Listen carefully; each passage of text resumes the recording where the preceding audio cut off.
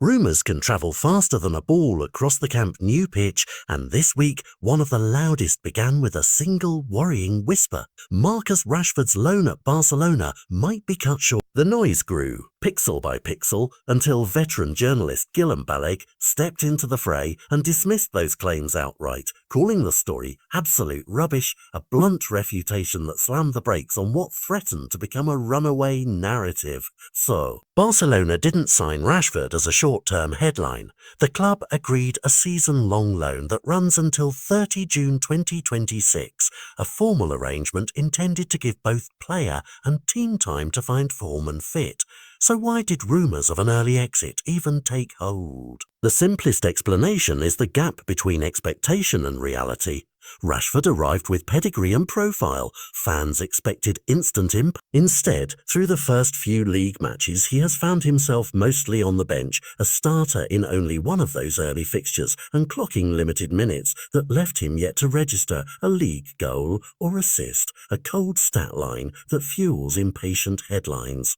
But numbers alone don't tell the whole story. Barcelona's attacking group is crowded with talent that can shift the pecking order from week to week. Ferran Torres, Rafinha, Lamine Yamal and Dani Olmo are all named as front-line options, and Rashford is navigating a terrain of rotation and tactical choices as much as personal form. The club's Champions League registration underlines that he is very much part of the plan, included in the squad with the other forwards, not an afterthought waiting to be been. On the inside, according to reliable reporting, Barca have made clear to Rashford's representatives that they maintain confidence in his potential and aren't planning an early return to Manchester. That line, conveyed through intermediaries and amplified by Balague's public dismissal, is more than PR spin.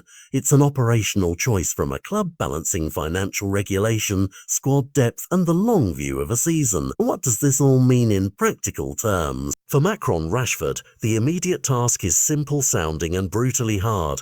Translate talent into tangible output.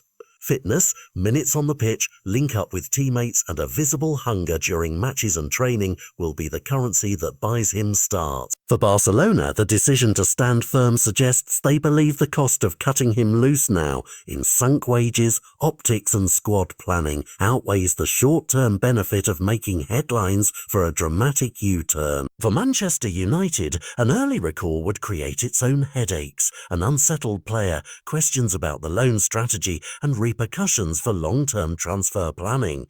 The stakes are not just for this week's match report, they ripple across transfer windows and locker rooms. The story also reveals something about modern football media. When limited minutes are read as failure, patience becomes a quiet casualty. Clubs and managers frequently build toward peaks rather than demand instant perfection, and Barcelona's public reaffirmation of faith in Rashford signals a preference for cultivation over knee-jerk correction. Looking ahead, the schedule will write the next chapters. Rashford has clear moments coming where a goal, an assist, or simply a dominant 60 minutes could flip perception overnight. If he seizes one of those windows, the headlines will change from doubt to vindication. If the pattern of limited impact persists, doubt will grow again and the club may be forced into tougher choices. For now, the facts on the table are straightforward. A season-long loan exists until June 30, 2026. A respected journalist disputes early termination rumours. Rashford's early league minutes and output have been modest.